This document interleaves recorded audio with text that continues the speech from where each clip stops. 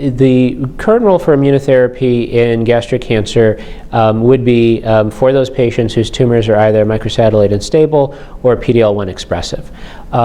Sort of lessons learned from some of the earlier keynote studies have been that PD-L1 status is not a black or white, positive or negative type of a biomarker in gastric cancer. Certainly any positivity is good, but a higher positivity in what we call the CPS score